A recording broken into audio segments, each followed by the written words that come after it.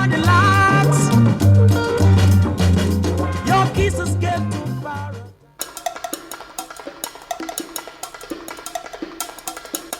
Caramel.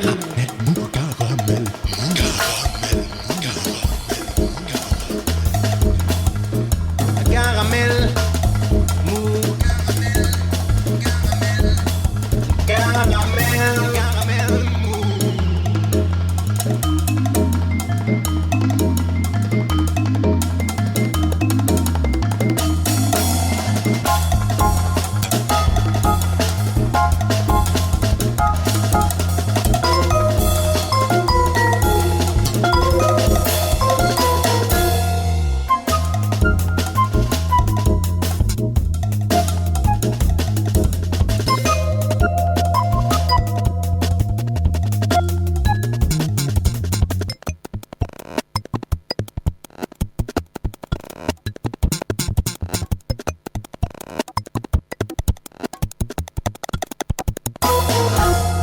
C'est pas pour me vanter, mais il y a vraiment des choses que je ne comprends pas, comme mettre en place une patinoire en plein air en ce moment, alors que la température extérieure a oscillé entre 16 et 20 degrés dans l'après-midi pendant toutes les vacances de février, et que parfois il était plus question de s'y baigner que d'y patiner. Surtout qu'en plus, on nous explique que ainsi on fait de l'écologie non punitive.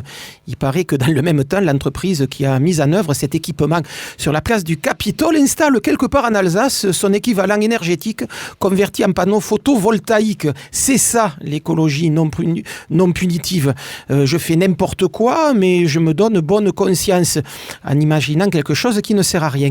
C'est sans doute comme cela qu'il faut envisager le fameux arbre de Noël toulousain de cette année, celui qui a trôné au début des allées Jean Jaurès pendant toutes les vacances de Noël. De l'écologie non punitive. Je coupe 385 petits sapins pour en faire un grand, et puis en même temps j'en replate 385 ailleurs.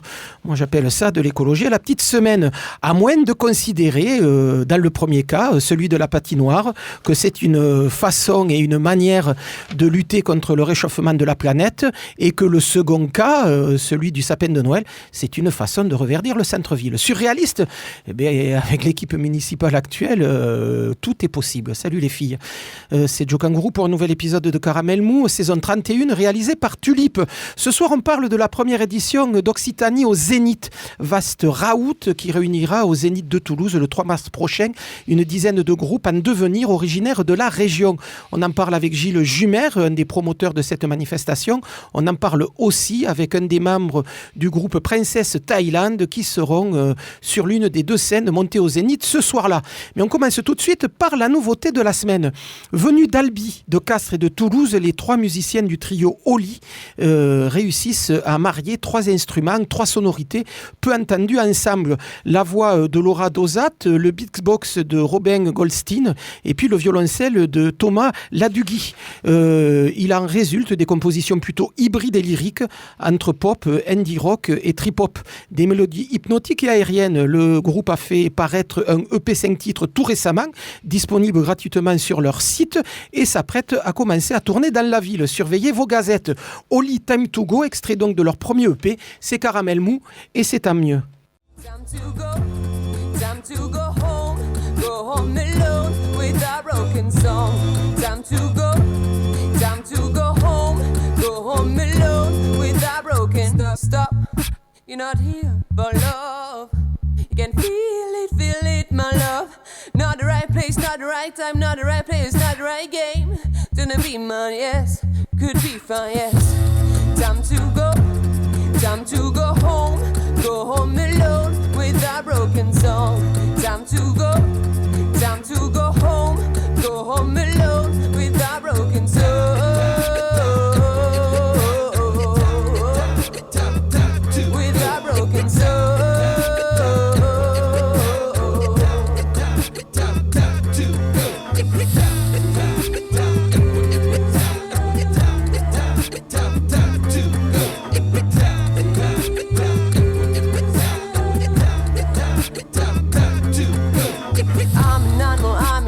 I'm irrational and unconditional, high and flammable. If you really need it to be technical, I'll go.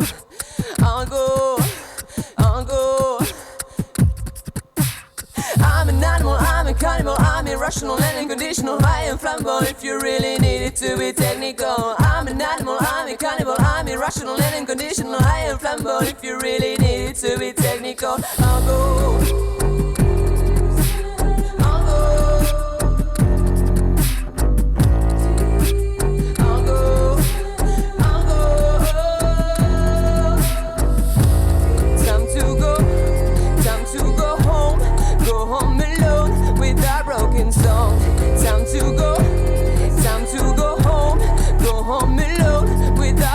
Song. Time to go home, go home alone with a broken song. Time to go home, go home alone with a broken song. Time to go home, go home alone with a broken song. Time to go home, go home alone with a broken song. Time to go home. Go home alone with a broken song. Time to go home. Go home alone with a broken song. Time to go home. Go home alone with a broken song.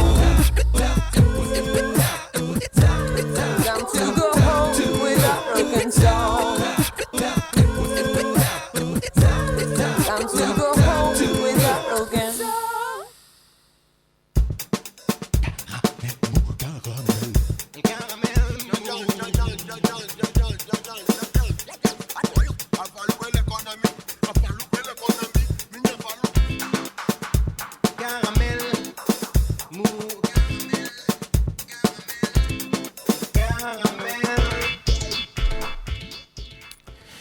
Gilles Jumer, bonsoir. Bonsoir. Le 3 mars prochain, vous organisez avec Daniel Colling, le patron du Zénith, entre autres, mais il y a plein de gens qui sont autour de cette manifestation, y compris le magazine Clutch.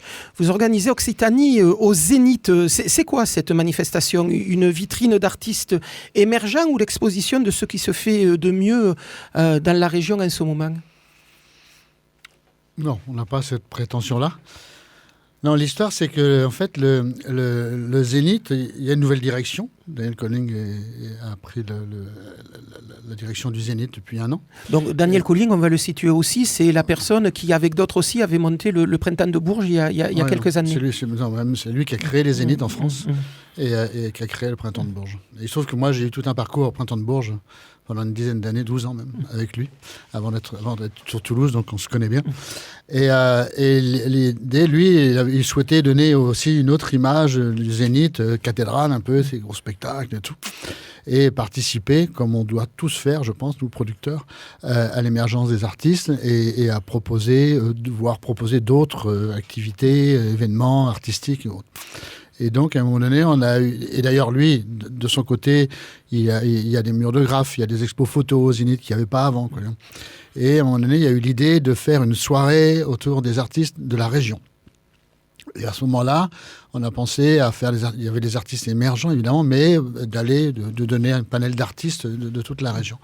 Ceux qui ont un potentiel de monde important et les artistes émergents aussi. Et on s'est vite retrouvé au problème du calendrier de chacun, des problèmes différents. Et à un moment donné, moi, j'ai dit, bon, on arrête tout ça. Et c'était payant à l'époque, quand même, la première idée, mais c'était pas cher, c'était 10 €. Et j'ai dit, non, on arrête tout ça. On prend que les artistes émergents. On se soucie pas de leur potentiel de public qu'ils peuvent avoir. On réfléchit, on raisonne que par rapport à la qualité. On n'aime pas, on a envie de montrer ça ou pas. Et on fait ça gratuit et on y va. Et on s'associe à Clutch pour aussi animer et puis eux-mêmes amener d'autres artistes, des performances. Il va y avoir quand même dans toute l'entrée, sur l'entrée qui est quand même énorme pour ceux qui connaissent le Zénith, toute la mezzanine et tout ça, plein de performances, plein de stands, de l'alimentation, des bars. L'idée, c'était vraiment en faire un lieu de vie, une autre image du Zénith. Un mini-festival pendant une soirée. Voilà. Et en plus, maintenant, c'est ça. Moi, c'est ce qu'on me dit. Mais on me dit, surtout les techniciens, disent, mais en fait, tu as monté un festival, toi, là. Parce qu'il y a une quinzaine d'artistes, parce qu'il y en a 11 sur les deux. En plus, la particularité, c'est qu'il y a 2 scène. Voilà, Jamais donc, vu au Zénith. Il n'y aura pas cette grande scène que tout le monde connaît, ceux qui ont pratiqué le Zénith à Toulouse. Là, quand on rentre, volontairement, la jauge, elle est limitée, parce que vous savez que le Zénith, ça peut faire 11 000, donc on ne fera jamais 11 000, et puis même, on ne le souhaiterait pas, on ne veut pas, on va faire complet, mais à un moment donné, on va limiter la jauge pour garder cet esprit convivial, cocon un peu, qu'on se retrouve dans... L'idée, c'est vraiment de montrer qu'on va au Zénith et c'est différent. Voilà, ça. C'est quelque chose de différent. Ce qu'on avait fait, ce qui est bizarrement, parce que moi qui ai créé Bleu Citron, qui est producteur de spectacle sur Toulouse, et quand je suis arrivé à Toulouse, il y a une vingtaine d'années, 4-5 ans après, on avait fait une soirée avec les Fabulous Troubadours à l'époque. Et plein d'autres invités. Et on avait transformé aussi le Zénith à C'était le fameux concert où les rondes avaient été remis à l'honneur et on avait dansé la ronde dans la salle du Zénith. Voilà, c'est ça. Exactement. Et on avait fait ça à l'époque. Alors là, c'est une autre dimension, parce que voilà. Et puis c'est différent. Mais l'idée, après, effectivement, c'était de travailler avec les artistes émergents de toute la région et de faire une programmation éclectique qui peut toucher la chanson, même si elle n'a pas trop de chansons là. Oui, ça, on va en parler tout à l'heure. Mais du hip-hop, du rock, de l'électro et tout ça, c'était vraiment la volonté de montrer quelque chose de diversifié et large, et d'artistes régionaux. Il y a des artistes de Nîmes, de Montpellier, de Toulouse, bien évidemment. Et c'est vrai qu'on dit émergents, ils ne sont pas tous émergents. On écoutera tout à l'heure un morceau de Slim Paul. C'est vrai que Slim Paul, ça fait un petit moment qu'il est quand même sur la scène à Toulouse. Il y a eu Scarecrow avant son projet en trio. C'est vrai que c'est quelqu'un qui a fini d'émerger. Par contre, il y a plein de groupes comme Princess Skyland, qu'on entendra, dont on parlera tout à l'heure, qui peut faire partie de ces artistes un peu émergents et à faire connaître des Toulousains avant qu'ils s'exportent ailleurs. Après, quand on parle d'émergence, il y a différents niveaux d'émergence. Pour certains, Simple, par exemple, c'est pas émergent pour certains, pour d'autres, ça peut l'être. Et la volonté, c'est effectivement, nous, de permettre à ces artistes de s'exposer devant plusieurs milliers de personnes.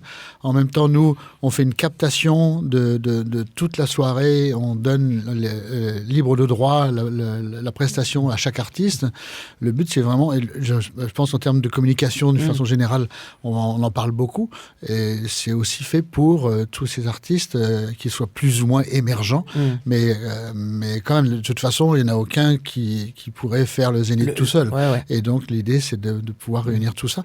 Et c'est quand même un pari, parce que c'est pas si évident, faut pas croire, c'est pas parce que c'est gratuit que les gens, et nous sommes maintenant dans une société de consommation de tous les niveaux, quoi, et que c'est ce mélange-là qu'on a pu faire d'un plateau avec 11 artistes, il y a 11 artistes sur scène, quoi.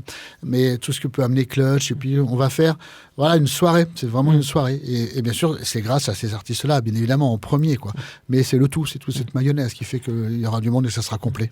Dans la communication qui a pu être faite autour de cette soirée, donc Occitanie au Zénith, il y avait la question du financement avec cette idée que les Zéniths devaient mettre 3% de leur chiffre d'affaires total au service d'autres actions qui n'étaient pas de la diffusion musicale, mais qui étaient des expos, qui étaient du soutien à d'autres formes artistiques. C'est quoi ce pourcentage? C'est quelque chose qui fait partie des conventions qui ont été signées entre l'État et les Zéniths, ou c'est des décisions de chaque Zénith de pouvoir affecter un peu d'argent à autre chose que de la diffusion habituellement entendue dans les Zéniths? C'est la décision du Zénith, mais juste pour que vous sachiez, c'est un concours avoir un Zénith. Vous savez, quand Daniel Colling qui a eu le Zénith, moi je ne travaille pas avec Daniel Colling directement, donc je ne suis pas en train de parler en tant que Zénith, mais je connais bien le schéma, quoi. C'est un concours, il y avait plusieurs candidats, et Daniel Colling, dans la proposition à la métropole, il a dit, moi je vais consacrer 3% de mon budget à faire des manifestations comme ça, caritatives, sociales, artistiques, différentes parce que le Zénith ne peut pas produire le spectacle, c'est interdit dans leur convention, quoi. Et donc le Zénith de Toulouse a proposé, le Zénith de Toulouse, Daniel Colling a proposé ça à la métropole. Mais Mais il est le seul à le faire. Ça n'existe pas ailleurs. C'est pas au niveau de l'État ou peut-être d'autres zéniths ailleurs en France font d'autres choses de ce type que je ne sais pas quoi. Mais lui, ça a été cela. Et là, à partir de ce moment-là, moi, comme on se connaît bien, je dis bon, cette partie de cet argent, on va l'utiliser à faire ce projet-là, OSE. Voilà. C'était une réponse qu'il avait pour bonifier son projet au niveau de l'appel d'offres. Oui, comment s'est fait la sélection de ces groupes-là ?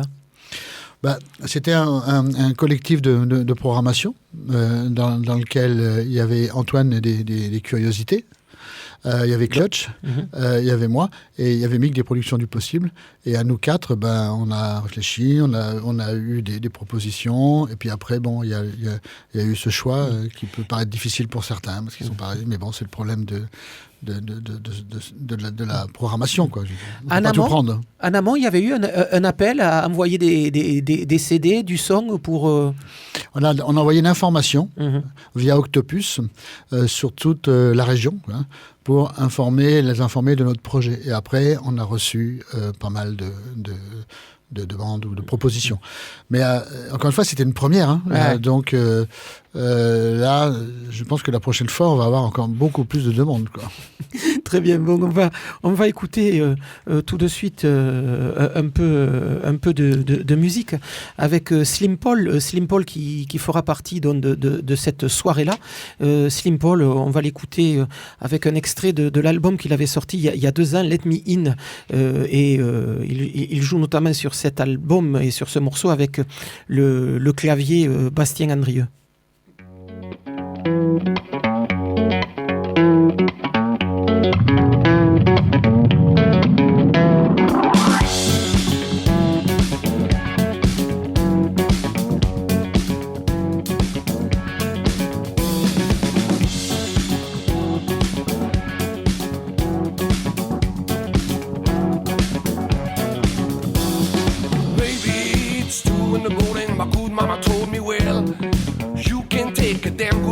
From a woman that'll read your bill. I've been so hard to you, sweet darling. You're so better than me. I did treat you like a woman. I didn't think you were a lady. Come on closer, now I'm another man on another scene. I wanna be the friend and the lover. If you see what I mean, let me in. Let me in.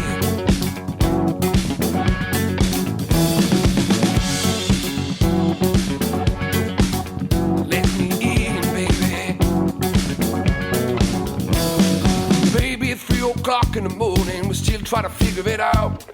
And no good decisions for growing, so let's tomorrow decide. I know you hate my apologize. I had to let you see me as weak, but I am the good and the evil, baby. For your love, I can be as sick. Come on closer, now I'm another man on another scene. I wanna be the friend and the lover. If you see what I mean, let me in, baby.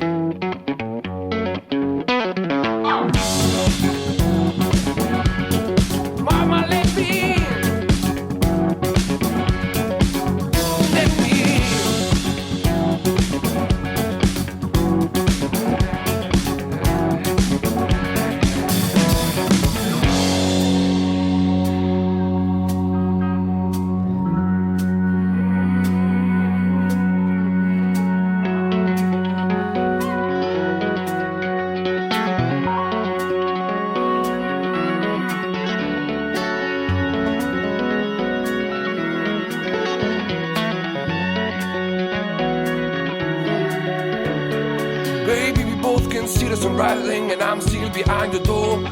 I've spent all night in desiring for you to take some more. Cities out of sweep the dust. We've been through that before. I've got a couple of bodies for a couple like us to get back on the shore. Come on closer, now I'm another man on another scene. I wanna be the friend and the lover. If you see what I mean, let me in. If you see what I mean, let me in. I mean, let me in. If you see what I mean, let me in. If you see what I mean, let me in. If you see what I mean, let me in. If you see what I mean, let me in.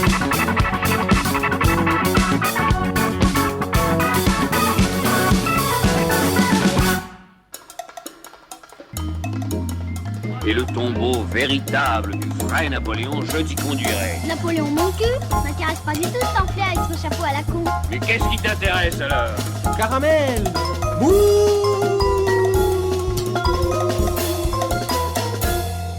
On continue avec donc ce festival qui aura lieu le 3 mars au Zénith, Occitanie au Zénith. Chris Canabi nous a rejoint et va nous donner un peu les éléments un peu techniques de ce concert, comment on fait pour y venir et comment va se dérouler la soirée. Alors, déjà, pour réserver ses places, c'est gratuit, mais il faut quand même penser à prendre son petit billet. Surtout que les places partent vite. Il n'en reste pas beaucoup pour la dernière semaine, dernière ligne droite. Gilles Jumer, tout à l'heure, disait qu'il y avait une jauge qui allait être imposée par l'organisation. C'est combien la jauge ? 4 000. 4 000 pour rester sur une jauge assez familiale par rapport à un Zénith qui pourra en contenir 11 000 quand il est dans les grandes installations. Donc, vous voulez réserver votre place, vous allez sur zénith-toulousemétropole.com, ou alors sur le site du Bikini et du Bleu Citron, parce qu'ils sont aussi partenaires et relayent. Le site de Clutch, bien sûr, relaye les invitations. C'est important vraiment, ne venez pas sans votre invite, ça va être difficile de satisfaire les gens sur place. Voilà, pour venir après, le métro, le tramway plutôt, vous arrêtez à la cartoucherie, les places de parking au Zénith, il y en a beaucoup aussi. Ça commence à 18h pour tout ce qui est les scènes Garona et Occitania, les deux scènes. Donc 18h, minuit. N'hésitez pas à venir un peu en avance. N'arrivez pas à 18h pile poil, sinon vous allez rater celui dont on ne parle pas parce qu'il est pas sur l'affiche, c'est le tremplin, le gagnant du tremplin Rix qui s'appelle Jacob Wild. Voilà, qui fait du blues. C'est quoi ce tremplin, Gilles Jumer ? C'est un tremplin organisé par le Crédit Mutuel, qui est partenaire de la soirée. Donc, ils ont organisé un tremplin avec il y a une 40-45 artistes, quoi. Et il a été sélectionné, cet artiste-là, Jacob Wild, qui est plutôt blues, effectivement. Au niveau des contraintes techniques, le fait d'installer deux scènes dans le Zénith, ça va pas être un peu compliqué ?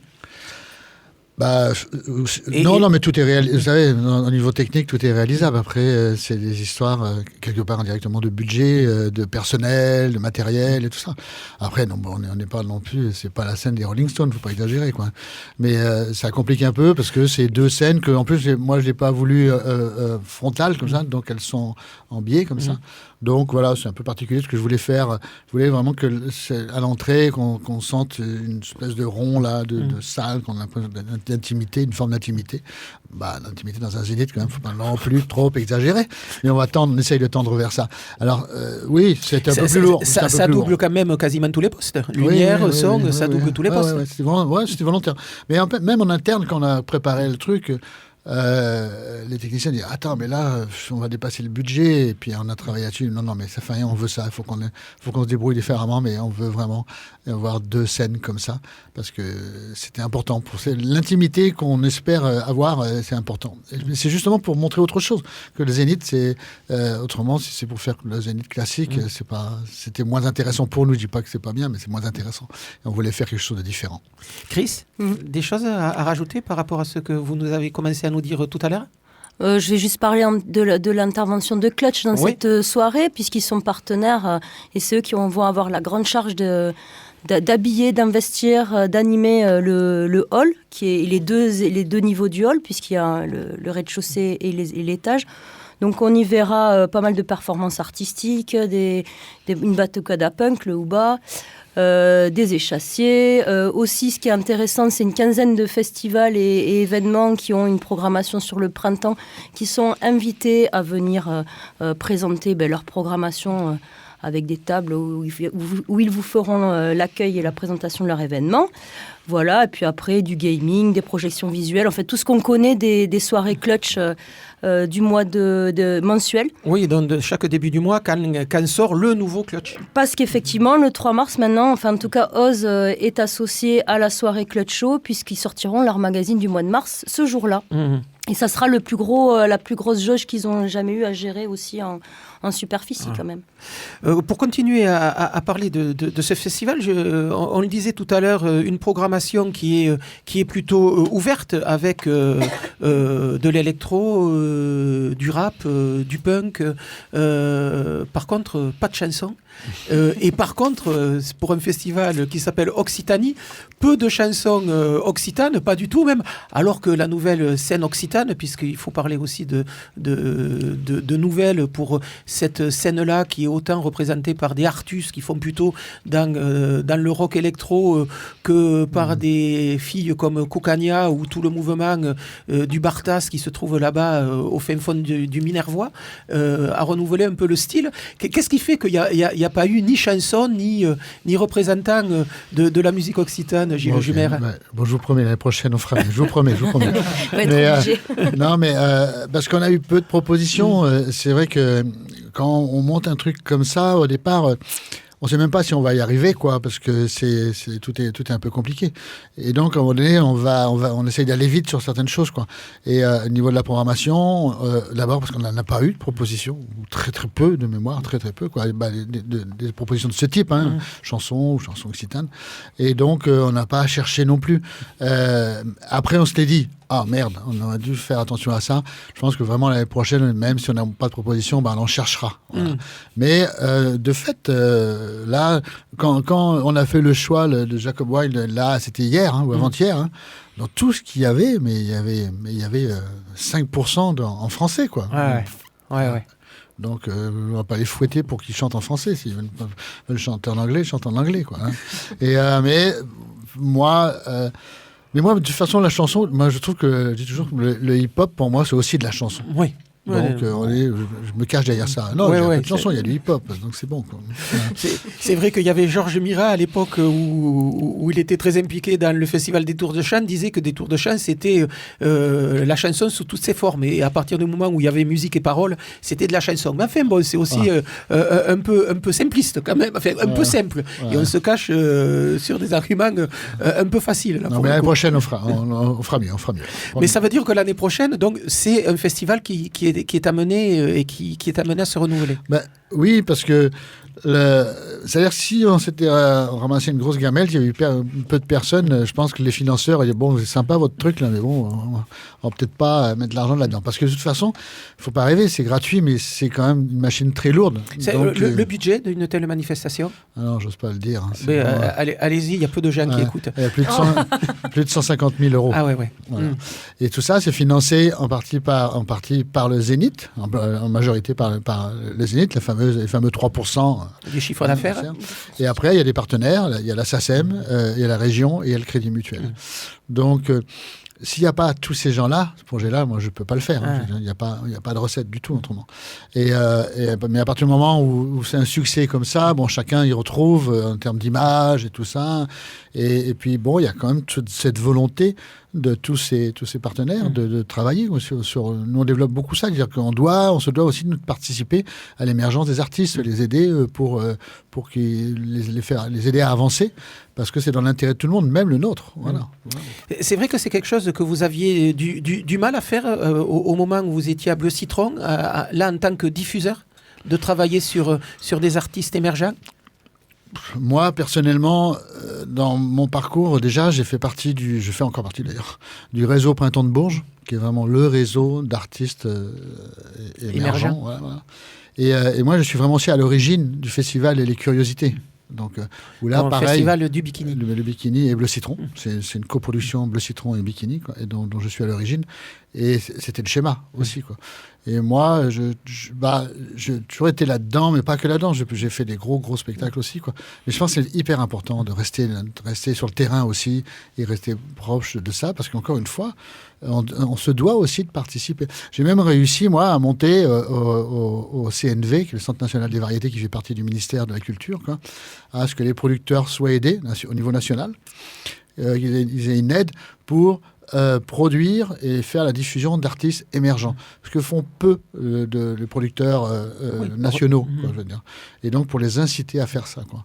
Donc je sais pas pourquoi, j'ai toujours été un peu là-dedans, mais Bleu Citron à départ c'est ça aussi, Bleu Citron. Moi je fais dans le milieu du jazz et des musiques du monde des artistes mais totalement inconnus, émergents totalement, où je fais le disque, la production du spectacle, l'édition musicale et tout ça. J'ai toujours été un peu là-dedans. Juste sur ma droite se trouve Patrick Janson, un des membres de Princesse Thaïlande. Et ils arrivent comment dans la programmation de Occitanie au Zénith? Comment ils arrivent? Ouais, comment ils y arrivent? Et vous les repérez comment? Vous les avez vus sur scène juste avant, ils vous envoient une cassette, il y a quelqu'un qui vous dit tiens, ça serait bien, ça peut correspondre au festival? Oui, je pense. Je me souviens plus vraiment. Non, mais en tout cas, on les a pas vus. Moi, je les ai pas vus, ça c'est clair. Et après, ils étaient déjà connus par les programmateurs. C'est peut-être Antoine du Bikini, des Curiosités. Je me souviens sincèrement plus très bien comment ils sont arrivés. Pour chacun, en tout cas, c'est pas moi directement, c'est sûr. Chris. C'est vrai qu'il y a eu des recommandations du milieu aussi local. Et il y a les productions du possible aussi qui ont pu proposer. Il y a peut-être, voilà, c'est vrai que ça n'a pas été juste... il y a eu une recherche qui a été commune, collective. C'était une programmation comme ça, à 4, c'est une discussion, quoi. Il y a un artiste qui peut arriver par quelqu'un et puis qui va peut-être pas rester d'ailleurs. Voilà. Mais après, je me souviens plus, sincèrement. Donc, Princesse Thaïlande, on va en parler 3-4 minutes. Patrick Janson, bonjour. Bonjour. 2-3 mots sur d'abord ce groupe qui est né il y a quoi? Il y a 2 ans? Ouais, c'est ça, en fin 2017. Ouais. 2-3 mots sur le projet un peu musical de cette formation qui est peut-être en train de bouger d'ailleurs, mais on en parlera en cours d'interview. Complètement, mais même on peut commencer déjà à parler de ça parce que c'est extrêmement important pour nous d'être toujours en mouvement quand vous faites un projet, un groupe artistique. Et donc là, on est dans une phase où on est entre 2 disques. Donc un disque qui est sorti en 2018 et là donc on a un nouvel album donc qui va sortir là fin avril donc 2020 et en effet musicalement on était plus sur un groupe assez rock noisy avec de longs morceaux, de longs passages assez expérimentaux et là on a essayé vraiment de se remettre en question et de prendre des gros risques par rapport à là d'où on vient et on a essayé de faire des formats un peu plus courts, ce qui est beaucoup plus difficile pour des gens comme nous qui sont toujours habitués à faire des morceaux assez longs et d'utiliser en fait pas nos armes, mais notre culture un peu alternative et expérimentale parfois dans le rock, pour l'utiliser dans des formats pop. Et ce fut en fait un exercice artistique super intéressant et ça résume plutôt pas mal en fait l'idée du projet et ce qu'on a envie d'en faire, quoi. Donc, avant de continuer sur ce projet, on va peut-être en écouter tout de suite un morceau sorti et extrait de votre premier album, Give It Up, de Princesse Thaïlande.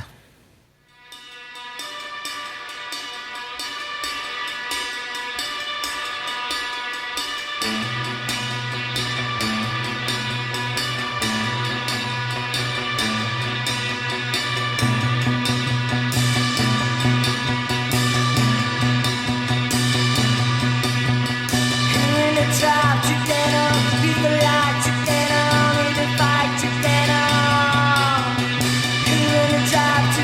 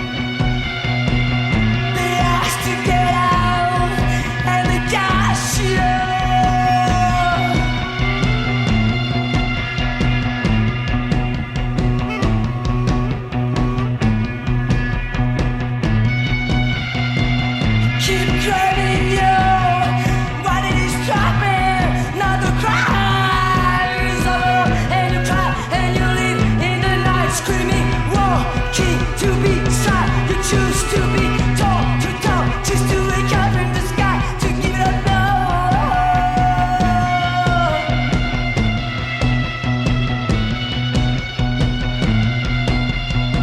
But it's been so long that you're around in your own feeling down.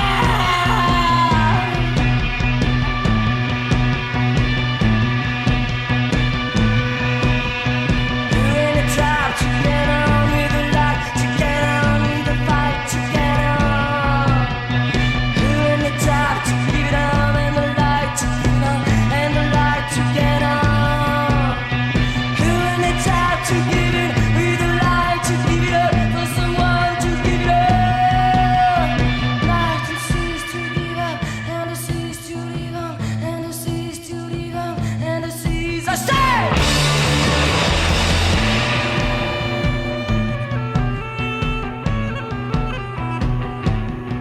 I say.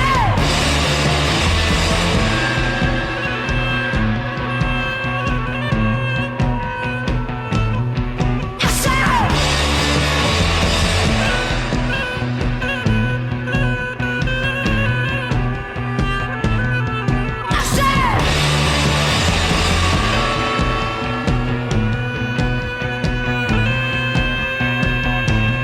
I say.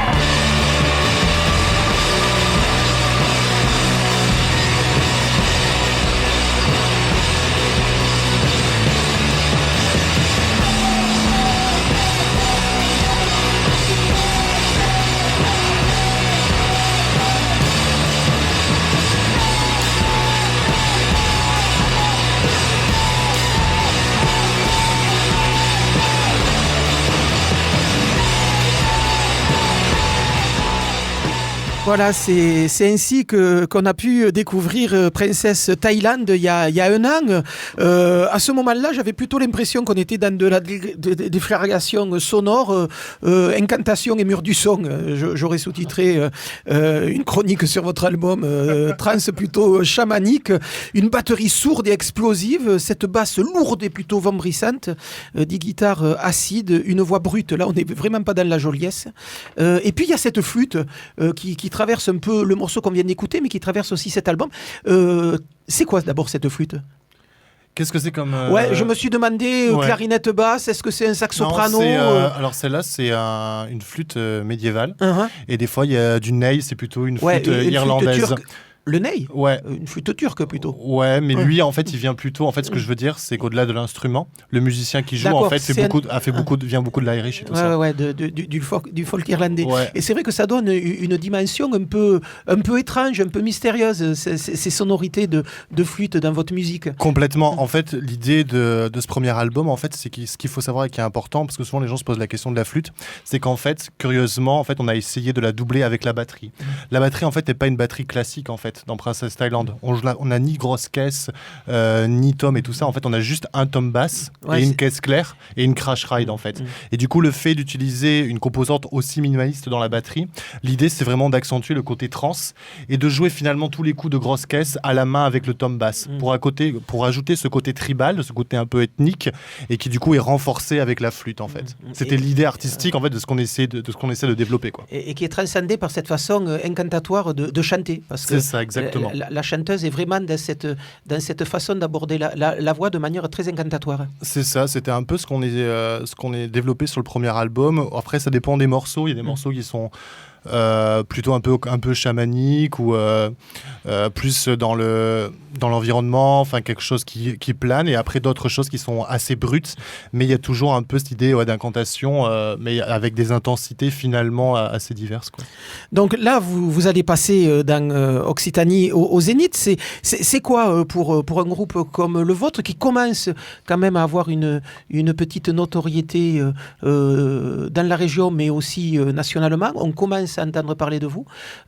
C'est quoi ce festival-là pour vous? C'est ce que disait Gilles Jumer tout à l'heure, l'occasion déjà de jouer dans un zénith, ce qui est peut-être pas l'occasion de tous les jours pour des groupes comme les vôtres? Avec toute honnêteté, franchement, c'est très étonnant pour nous, quoi.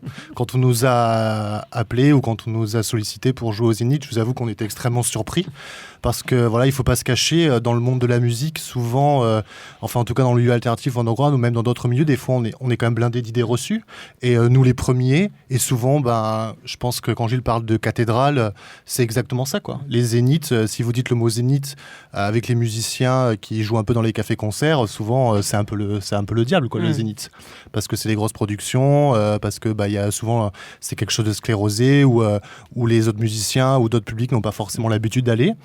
Et là, je trouve ça vraiment extrêmement positif et très. Moi, je suis très enthousiaste de venir jouer au Zénith, surtout un Zénith qui va se transformer avec ces histoires de 2 scènes. Et nous, au début, on s'est vraiment demandé ce qui se passait. Et quand on nous a expliqué le projet, oui, forcément, nous, ça nous plaît beaucoup, quoi. On est vachement on a toujours. Moi, j'ai organisé aussi des concerts. Et en plus, qui est Clutch, qui participe, qui est habitué à faire des concerts un peu atypiques avec les Clutch Shows, qui mobilise les musées et tout ça, et qui est vraiment dans l'ouverture culturelle, et que le Zénith rentre dans cette dynamique-là, et de participer à ça, ouais, forcément, c'est très enthousiasmant, quoi. C'est aussi l'occasion de rencontrer un public qui ne vient pas forcément à vos concerts ? Complètement, et c'est surtout aussi l'idée qu'un public qui n'a pas du tout l'habitude de venir au Zénith. Parce qu'il faut avoir conscience de ça, c'est qu'on n'en parle pas. Moi, je connais beaucoup de gens qui boudent les Zéniths, qui ne veulent pas y aller, en fait. Parce que c'est pas du tout forcément leur vision de la musique, le prix des places et tout ça, et qui préfèrent être dans une ambiance qui trouve que le Zénith, en fait, c'est extrêmement froid, c'est extrêmement glacial, et qui préfèrent des salles où ils sont un peu moins nombreux, des salles qui ont des concepts de soirée, qui bougent à chaque concert. C'est-à-dire que des salles qui sont extrêmement mouvantes et qui essaient toujours de faire des choses très osées et tout ça. Et c'est pour ça que d'ailleurs le nom de la soirée Ose, moi, ça m'évoque plus que l'Occitanie, quoi, pour le coup. Alors, je sais pas si ça a été choisi comme ça, mais je trouve que pour le coup, c'est très à propos, quoi. Jules Jumer, vous vouliez rajouter ? Non, oui, je voulais confirmer, quoi. C'est que le public... il y en a plein qui ne veulent pas venir dans ce public-là, quoi. Je veux dire, au Zénith, voilà, déjà les prix des places et tout ça, des grosses prods. Ce qui est vrai. Ce qui est vrai, ouais. Ce qui est vrai. Ouais, qui, la plupart du temps, est justifié, parce que les productions, maintenant, coûtent des fortunes, quoi. Tout ce qu'on met à disposition des artistes et surtout du public, en fait. Et que là, il y a tout un public qui ne vient pas au Zénith et qui, là, va venir. Et ça, c'est... Donc, il y a un intérêt pour le Zénith. Voilà, autrement, il ne faut pas être naïf non plus, quoi. Je veux dire, il ne dépenserait pas autant d'argent. C'est fait aussi dans ce calcul-là. Mais c'est sincère aussi. Je pense qu'on se doit, nous, toujours, de participer à tout cela, quoi.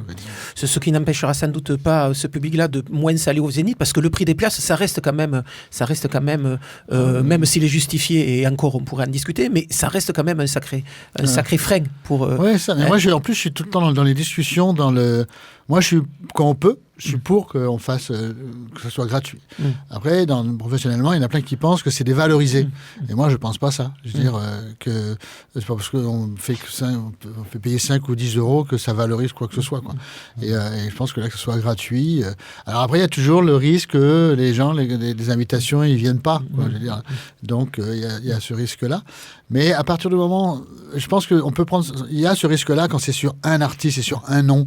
J'ai envie d'y aller, puis d'un seul coup, j'ai plus envie d'y aller. Bon, voilà. Ça peut arriver. Mais là, c'est toute une soirée. C'est-à-dire, c'est un lieu de vie. Je vais passer toute une soirée à voir différentes choses. Et que je crois moins... j'ai moins peur du no-show, qu'on appelle le no-show. C'est-à-dire que... Qu'il n'y ait personne. Il y aura jamais... C'est sûr qu'il n'y aura pas personne. Oui, et puis peut-être, il y a des gens qui, au lieu d'arriver à 18h, arriveront à 20h. Oui, c'est sûr, il va y avoir un turnover, c'est sûr. Parce que entre 18h et 1h du matin, à peu près, ils ne vont pas tous rester pendant 5 heures. Et c'est vrai que par rapport à la politique tarifaire dont vous parliez il y a 2 minutes, c'est vrai que l'exemple de Rio Loco avec cette politique tenue actuellement par Hervé Bordier, de concerts à 5 qui sont passés finalement à 10 euros, mais ça fait venir du monde. Et il y a des gens qui viennent découvrir aussi des musiques qu'ils n'ont pas l'habitude d'entendre. Patrick Janson, vous nous avez fait parvenir ici à Campus des morceaux du prochain album. Donc Arthur Ferrari, qui est juste à côté de vous, nous a fait parvenir ça hier. J'écoutais ça pendant la journée. Il y a quand même une sacrée différence entre ce qu'on vient d'écouter là et ce qu'on va s'apprêter à écouter lorsque ce nouvel album sortira en avril. Donc, ce que j'ai compris, c'est que c'est aussi des discussions que vous avez pu avoir ensemble, y compris avec Arthur. C'est quoi l'idée de faire plus court, de ramasser un peu la musique, d'en faire presque un format de chanson pop, alors que vous étiez plus sur des choses qui étaient, qu'on pourrait assimiler à du métal, mais comme si le métal avait rencontré les tenants du rock progressif. Comment vous en êtes arrivé à imaginer des formats un peu plus courts, un peu plus directs et un peu plus rentre-dedans? En fait, je crois que c'est quand même difficile de dire un discours assez rigoureux et d'intellectualiser en fait une démarche de composition. Je vous cache pas qu'on s'est pas posé dans une salle et on s'est dit maintenant on va faire des morceaux de 3 minutes 44, c'est parti quoi. Je crois qu'on s'est pas posé cette question-là. Ce qui s'est vraiment passé, c'est que donc on a enregistré donc dans le studio d'Arthur Ferrari, qui est une sorte de grange en fait, complètement réadaptée et qui en devient un studio. C'est-à-dire que vous avez l'impression que vous êtes chez vous. Et je crois que ces conditions-là ont vraiment parlé en fait au projet. Et du coup, on a forcément créé dans des conditions extrêmement différentes de ce qu'on avait l'habitude de faire. Et on a intégré aussi un nouvel instrument qui est un clavier, et forcément ça vous amène à jouer d'une manière différente, et il s'avère en fait que dans les compositions qu'on a faites là, en 3 minutes 44, on estimait en fait que le discours et le propos artistique étaient suffisants, et en fait qu'il nous plaisait, tout simplement. On s'est pas dit on arrive, on va faire du 3:30 quoi. Voilà, ça s'est un peu passé comme ça quoi. Vous parliez de cathédrale tout à l'heure, la messe est dite. La messe est dite, ça. En 3 minutes. Ouais, c'est ça, ouais. Arthur Ferrari, comment avez-vous rencontré ces musiciens ? Je les ai rencontrés tout simplement en tant que prestataire pour des clients. Ils sont venus, ils m'ont demandé une résidence. Donc dans le studio que vous avez dans le studio, au fin fond du Lot, sur une colline, et ça s'est passé très bien. Moi, c'était une agréable surprise parce que j'ai eu un vrai coup de cœur. Au début, j'ai baigné dans leur son de résidence pendant 4 jours, et après dans le deal, il fallait aussi faire 2 jours de prise. Et là, on a enregistré 6 titres en 2 jours, et un son génial, quoi, vraiment. Moi, j'ai été spontanément droit au but en faisant de la prise de son comme je commence à avoir l'habitude, parce que ça y est, j'ai mes marques et mes repères. J'ai baigné un peu dans le son effectivement pendant la résidence. J'avais ma chambre collée à leur son, ils jouaient jusqu'à 3h du matin. Je baignais dans ce rock noisy, enfin qui était complètement dingue, que je découvrais parce que c'était une niche que je connaissais pas. Sa façon de dire qui vous empêchait de dormir pendant une semaine. Mais non, parce que j'arrivais au fur et à mesure à m'endormir en fait, à apprendre petit à petit à m'endormir autour de ce son assez dément. Et la prise, et là moi j'ai eu un coup de cœur, une niche encore une fois que je ne connaissais pas. Il y a eu un coup de cœur parce que eux ils sont dans un, effectivement c'est pour ça que je crois qu'il n'y a pas eu une recherche de faire un nouveau format de chansons, de titres ou de musique ou de quoi ils ont. C'est là, c'est leur chemin de vie, de ce côté tribal qu'ils ont, parce que moi à la base je décrivais un peu ce tribal rock noise là, et ce chemin les amener à ça, à faire des formats un peu plus courts, un peu plus pop. Du coup c'est effectivement le panel de l'auditeur va s'ouvrir pour moi, je pense. J'ai eu ce coup de cœur, se dire mais il faut aller plus loin là, effectivement. Continuons, trouvons un deal entre nous, et on va passer l'année 2019 aller au bout de ces quelques titres, et puis de fil en aiguille il y a eu d'autres titres qui sont arrivés. Il y a une autre résidence là en fin d'année, et ça y est, aujourd'hui il y a un EP qui est là et qui va voir le jour, et je pense qu'il a vraiment tout intérêt à voir le jour et à avoir la chance de passer sur un plateau comme le Zénith, sur ce genre de soirée. Ça va être extra justement de pouvoir être mêlé à ce genre de soirée. Pour reparler un peu de la soirée, c'est vrai que ce qu'on n'a pas dit depuis qu'on parle de cette manifestation Occitanie au Zénith, c'est que le format c'est 10 groupes qui vont jouer sur 2 scènes, donc ça veut dire qu'il y aura peu de rupture entre les concerts. Quand un se terminera, l'autre commencera, sur des sets qui vont durer à peu près une demi-heure. C'est ça, hein? Oui, c'est ça, une demi-heure. Ça veut dire qu'en une demi-heure, vous allez jouer le nouvel album, Patrick Janson? Je sais pas, on va voir. Ah, peut-être pas. Il faut mettre un peu de mystère, un peu de surprise, non? Si je dis tout de suite, là, je sais pas, non? Ouais. Allez, on va le dire comme ça. Je vais vous poser une question. Alors, vous allez peut-être me répondre comme vous l'avez fait tout à l'heure. Les choses ne s'intellectualisent pas.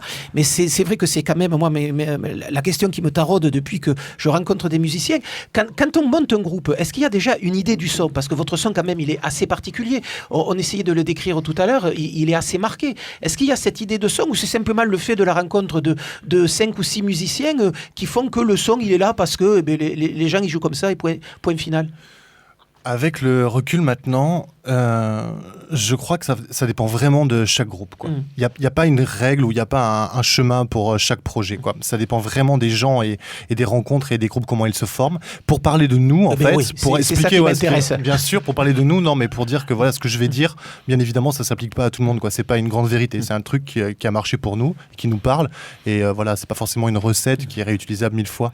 Mais je pense que nous, comment on a cheminé, c'est au début, c'était plutôt moi, en fait, qui ai donné une direction, qui a rencontré certains musiciens et qui a eu des coups de cœur aussi pour des musiciens dans leur manière de jouer, dans leur manière de voir la musique, dans d'autres projets, et qui a envie de faire cette fusion. Et j'ai eu envie vraiment à travers le line-up, en fait, tout simplement, ce que j'expliquais tout à l'heure, une batterie extrêmement minimaliste, d'intégrer une flûte, d'avoir des guitares noise qui sont pas forcément habituées à jouer avec juste une batterie un peu minimaliste, qui joue que sur du tom bass avec des grosses guitares, parce que tout de suite, forcément, ça pose une énorme problématique dans le spectre musical au niveau des basses. Donc, il y a un gros travail sur le son et il a fallu vraiment bien réfléchir à tout ça pour arriver à vraiment avoir quelque chose d'audible.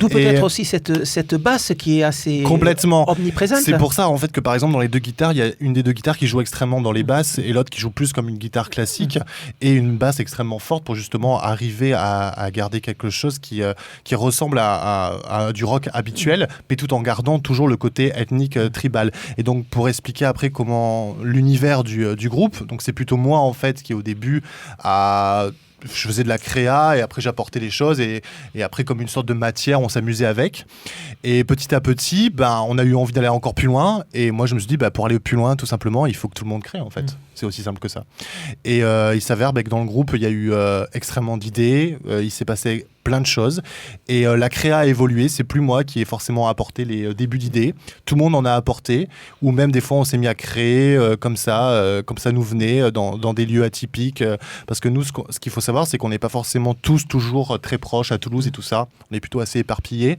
et du coup on ne travaille pas forcément, on fait pas forcément des répètes hebdomadaires ou ce genre de choses. On aime bien se voir sur 4-5 jours dans une bulle, dans un lieu assez isolé, atypique, pour vraiment avoir cette petite bulle, ce petit cocon. Et je crois que par rapport à la musique qu'on fait, en fait, cette manière de créer, ces conditions pour créer est absolument indispensable, quoi. Et du coup, c'est ça qui, je pense, a fait que du coup, le deuxième album est complètement différent du premier. Parce que ce n'est plus forcément moi qui apporte tout de suite les idées, mais on reste quand même dans cette contrainte, le line-up, avec un nouvel instrument qui ouvre encore plus, parce que forcément vous ne jouez pas de la même manière quand il y a un clavier qui prend beaucoup plus de place, vous jouez de manière encore plus minimaliste qu'avant, et on essaie de faire en sorte que le rock bruitiste, en fait, qui était des longues plages, des longs morceaux, maintenant on essaie de vraiment l'utiliser comme une dentelle musicale, dans un format un peu plus pop, quoi. Je crois que c'est ça qu'on s'est un peu découvert parce qu'on s'est pas dit on va faire ça. On a joué et puis il s'est passé certaines choses et en fait on a dit ok d'accord, le Princess Thailand de nouveau c'est ce truc là en fait, c'est cette matière là et c'est ça qui nous intéresse de triturer, de travailler en ce moment, quoi. Voilà, donc Princess Thailand qui fera donc partie de ce plateau d'Occitanie au Zénith. Patrick Janson, vous avez eu la gentillesse de nous faire parvenir donc des morceaux du prochain album qui sortira en avril. On va en écouter tout de suite un extrait. Alors, est-ce qu'ils les joueront sur scène le 3 mars ou pas? Vous irez vérifier sur place et c'est peut-être ça le but du jeu aussi. Princess Thailand First Time. Voilà, Princess Thailand First Time, morceau pas encore tout à fait mixé, c'est ça le morceau qu'on vient d'entendre, pas tout à fait dans la version qui sera celle qu'on entendra sur l'album ou pas? Si, ça c'est la version qu'on a conclue il y a 2 jours, en fait il y a 48 heures, c'est la nouvelle version masterisée et qu'on a jamais sortie encore. Voilà. L'album sort quand? Le 24 avril sur le label Attends rêver du roi, un label palois. Activiste et qui fait vraiment, je vous invite à aller voir ce qu'ils font, c'est super. Avec des concerts prévus sur Toulouse pour fêter cet album ou pas encore? Il va y avoir des choses prévues en mai-juin sans doute, mais pour l'instant c'est en cours. Très bien. Voilà. Donc, tout ça pour vous dire que on pourra entendre tous ces jeunes gens au Zénith le 3 mars, donc dans cette manifestation dont on a largement parlé aujourd'hui, Occitanie au Zénith, donc la réunion d'une dizaine de groupes au Zénith. On va peut-être citer les autres, on va faire comme pour les élections municipales. On a parlé d'un groupe ce soir, mais on va quand même rappeler quels sont ceux qui partageront la scène avec vous ce soir-là. Le Super Omar, ça c'est plutôt pop-rock. Tangled Tape, comment on dit, Chris Tangle Tape. Ah ouais, c'est vrai que vous le faites mieux, il n'y a pas à suivre. Tangle Tape, ouais, très bien. Donc ça c'est de la soul. Fabulous Sheep, du punk rock. Slim Paul Trio, on l'a entendu tout à l'heure, c'est du blues. Princess Thailand, on en a beaucoup parlé. Aujourd'hui, ils appellent ça du noise rock. Moi, je pense que c'est nettement plus compliqué que ça. Bastard Prod, du hip-hop. Cathédrale, du rock. Altarba, Senbei. Et Senbei. Et Senbei, c'est bien. Et Senbei. Et quand j'aurai besoin de traduction, Chris, je vous ferai venir alors, eux, illico. C'est deux producteurs d'électro, hip-hop électro, plutôt connus sur la scène électro, clairement. Mais alors, à eux deux, ils ont fait un petit bijou en s'associant. Venez écouter. Donc, et ça sera quasiment une première, là, pour le coup.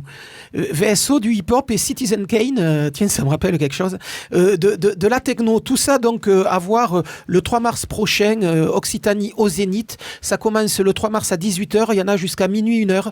Gratuit, vous l'avez compris tout à l'heure. Il faut quand même s'inscrire sur le site soit du Zénith, soit du Bikini, soit de Clutch.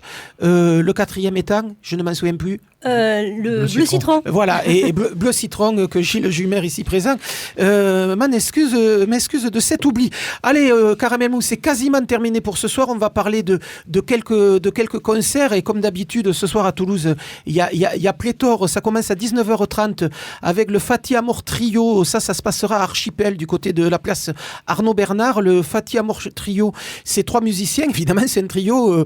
Fred Cavalin à la batterie, Laurent Avizou à la guitare et Guillaume Petit au sax. Pour ce soir-là, il y a aussi une plasticienne, Anne-Marie Laméras, qui sera également sur scène avec eux à ce moment-là, et ils vont jouer et produire ensemble. Donc ça se passe à partir de 19h30 à Archipel. Le Fakir Orchestra sera, lui, à l'impro à 20h30.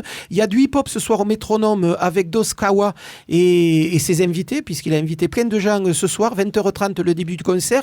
Retour du groupe Sabotage, groupe rock toulousain qui vient d'effectuer un séjour états-unien et qui rentre donc ce soir à Toulouse.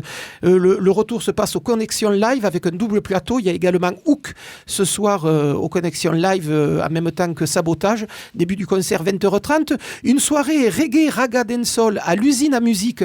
Donc ça, c'est une nouvelle salle qui se trouve du côté du stadium, du côté du stade toulousain, pas du stadium, du côté du stade toulousain. Donc soirée raga reggae dancehall avec RDH IFI, Farfadub, Fafari Waria et Stepperson. Début du concert 20h30, Chanceur Swing à la Candela avec les improvistes, 20h30 également. Soirée goguette, vous savez les goguettes, ces chansons détournées à l'itinéraire bis. Ce soir, c'est une scène ouverte dont n'importe qui peut venir chanter la sienne de goguette. Il y a également du folk jazz ce soir à Maison Blanche avec André Rulio Terqueza à 21h.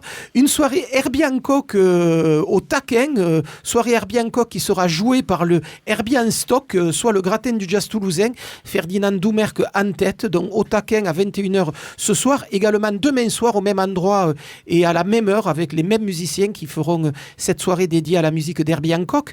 Il y a de l'électro à la péniche, le cri de la mouette à partir de 23h avec Karl Ezel, Amna, Hill et Chat Bizarre.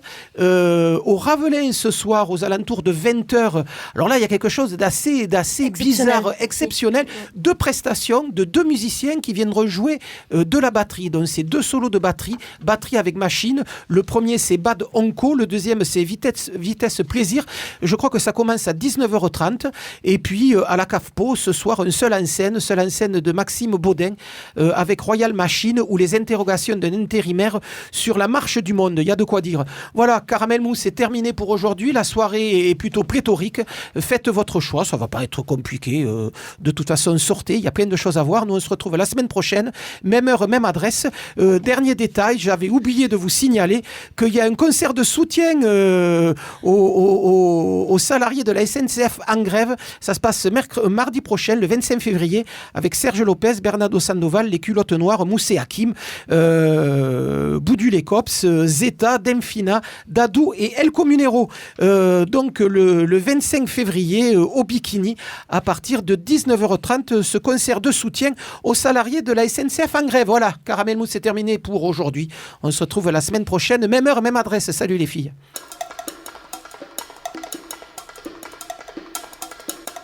Caramel.